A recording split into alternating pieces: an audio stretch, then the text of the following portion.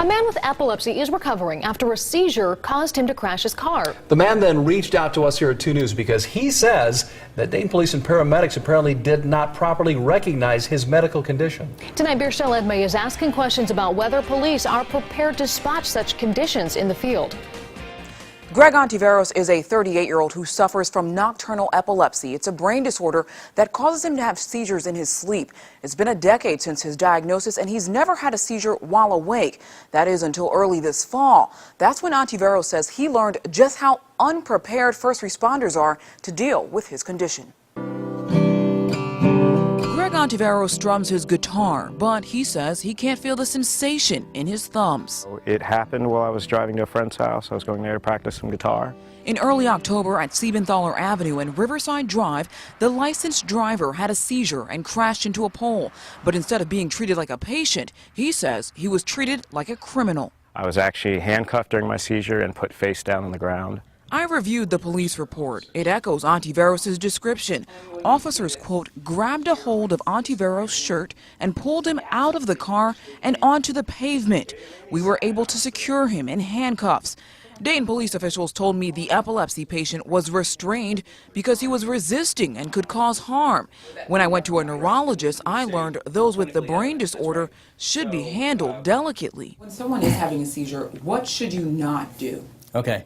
Well, the only thing that you want to do is protect them from harming themselves. So you never want to really try to restrain them. If they're having a convulsive seizure, you want to lay them on their side. According to the police report, officers thought Ontiveros was under the influence.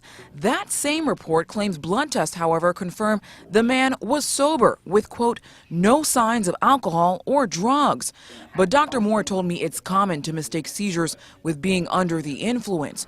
Paramedics also gave Ontiveros several shots of ketamine, a sedative. The neurologist says that was problematic. It's not going to help this person be able to answer questions and appear less drunk. It's only going to make that worse. Ontiveros woke up on a ventilator 16 hours after the accident at Good Sam's ICU. Do you feel as if the Dayton Police Department is prepared adequately to deal with medical conditions such as yours? No, and this made me painfully aware of that. I went to the police department to ask officials the same question. Are your officers trained to know the difference between a medical episode and someone who is under the influence?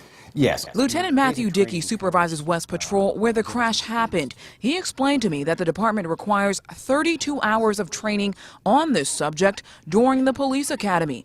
Officers can later voluntarily get more training. The number of officers who voluntarily take this additional training was not readily available. Neither was how often the training is offered. But the lieutenant tells me he's confident officers have enough knowledge through their training. If a person has a legitimate medical condition, the officer should be able to evaluate that at the scene and be able to tell the difference between someone who's intoxicated and someone who's having a medical condition. I would not view that as a major concern. Greg Ontiveros says he's grateful to be alive and that no one else was hurt. But now he has a challenge for first responders. And as I said before, I just want to make sure that no one else goes through the same thing that I went through. You know, just because you haven't had a seizure or been diagnosed with epilepsy yet doesn't mean that you won't, or that one of your family members won't, and this could happen to them. Officials suggest if you have a medical condition that could impair you to consult your doctor and consider whether it's safe to drive. I spoke with Greg this afternoon. Since his seizure, he has decided not to get behind the wheel. He says he hasn't had a convulsion since October and is working with doctors to better his condition. Birshel Edmey, 2 News, working for you.